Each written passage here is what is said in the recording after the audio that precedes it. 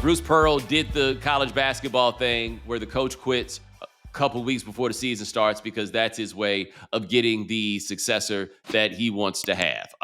This is a wide range of people who have been known for doing this. Tony Bennett just did it very recently. Dean Smith resigned at a very similar time to get his guy Bill Guthridge the job back in 1997. And now Bruce Pearl has done this to give the job to his son that it doesn't sound like people think are qualified for it. Oh, what makes you think he's not qualified for it, Bo? Well, what makes me think he is? That's the better question. He's coached at Auburn. His last name's Pearl, right? My favorite, I woke up thinking about this, actually. That's how I know it's the season. I was like, I woke up thinking about sports. I love the notion that, like, well, he's a coach's son and he's been raised and he's been taught this thing from birth. Treating it like people treat like making wine, right? Like he was raised in the vineyards of basketball. He saw his father pay a coach under the table, right? He saw the technique that you use to slide the envelope. He saw the way that you don't snitch on other coaches even when they're doing crazy things.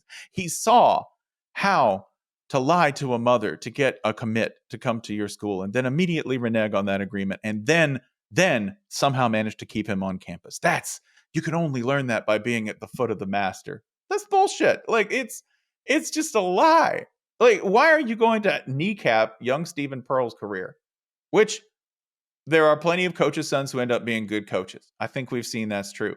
Why are you going to kneecap his career by putting him in a spot where he's going to fail? Why are you probably a job he's getting a little too early. Getting a little too early, put him in a bad position because you can't turn it down. Right. How could you, like, if you're Stephen Pearl, how can you turn that down?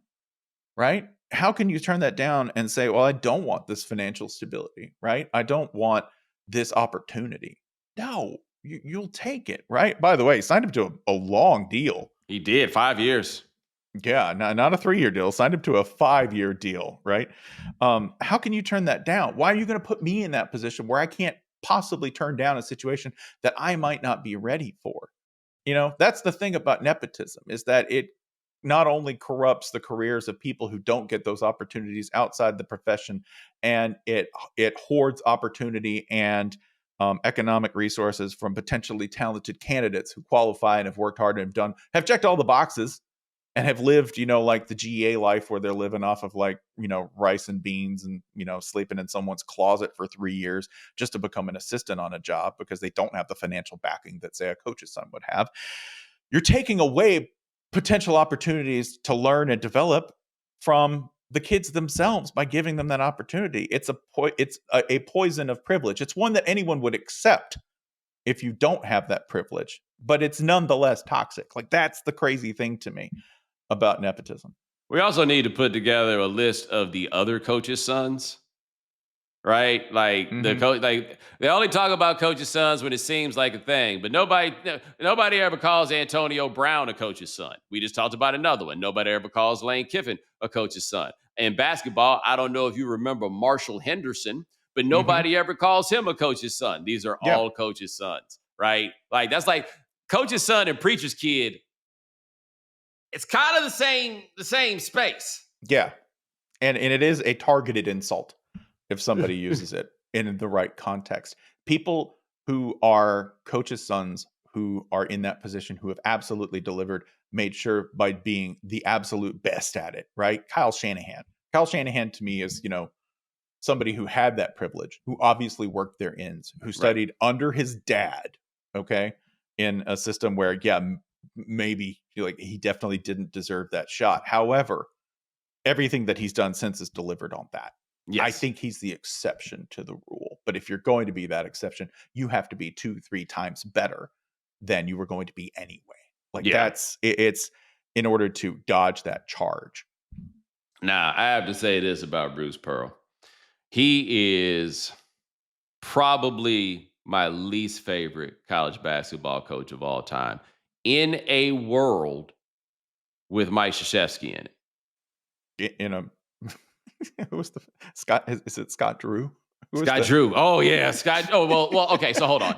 Dave Bliss. Dave Bliss. I'm sorry. It's Dave Bliss. But okay, so here's the thing with Dave Bliss. I have judgment of the things that Dave Bliss did, obviously, and he rankles me strictly for the things that he. Damn, this is tricky. Okay, Dave Bliss is like his own category, right? He like LT. He like Jim Brown. He like Jerry Rice, right? One of one. Yeah. We gotta. It's not even like there's no room for us to have a conversation. It's like the way we talk about when Kobe scored 81 because Wilt scored 100. Just like, come on, we can't even have that discussion, right? Like where do I put this dot on the graph? It goes off the paper. Yes. Yeah. So like, I don't know how many people know the story of Bruce Pearl and Deion Thomas at Illinois, but the long and the short is Bruce Pearl was an assistant at Iowa, and he was recruiting Deion Thomas, who was from Chicago. He did not get Deion Thomas. He tried to get Deion Thomas on the phone and to entrap him into saying that Illinois paid him, and then took the tape to go snitch to the NCAA, which was the reason that Pearl wound up in the hinterlands of college basketball, because nobody hates a snitch more than the people in basketball. And to the end, Bruce Pearl swore up and down that he was the guy who did the right thing, and that's why he don't feel bad. And then he ultimately lost his job at Tennessee because he got caught cheating in a much different way that was fairly benign, except he told everybody who was in on the little bit of cheating to lie to the NCAA in the course of it. I can't think of anybody emptier than Pearl. He's a good basketball coach. There's no way around that part. But he just seemed like the guy that'll say whatever it is that needed to be said at a given point in time, and it all felt so phony. And then the last couple of years, he decided to show us just how real he was, and I liked that even worse. There's not a lot to like. It's not just that he has an incoherent set of politics, it's that they're personally repellent to me. I also, if you saw the announcement photo that they did, it's pretty much everything you don't want in a society. It's passing down this position of some power and of some like serious value, right? You're going to make a lot of money. You're going to make an astronomical amount of money relative to the average person as the basketball coach in Auburn. And it was this photo that looks like something out of Succession. It looks like, here I'm handing it off like Steven's sitting in the chair and Bruce is standing behind him. And I was like, are we passing down basketball like coaching gigs, like sinecures, like titles, like this is the 5th Earl of Auburn? We don't do that. We killed people over that in a war. Yeah. Like, and won. People get their heads chopped off for that. Like that's repellent to me that we would do it that way. That you would do it this early, like this late in the cycle. Like that is also I'm dreading this.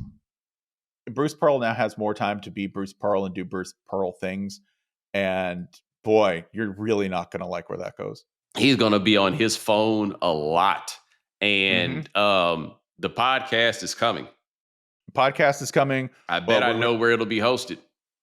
Yeah, well, I bet I know, hey, listen, we need a subject expert on tariffs. Let's get Bruce Pearl, former basketball coach at Auburn, to talk about this. They'll be like, I think he makes a lot of sense. No, he doesn't. Well, hold on. He might, now that you mentioned it, he might wind up with a seat on the Fed Board of Governors.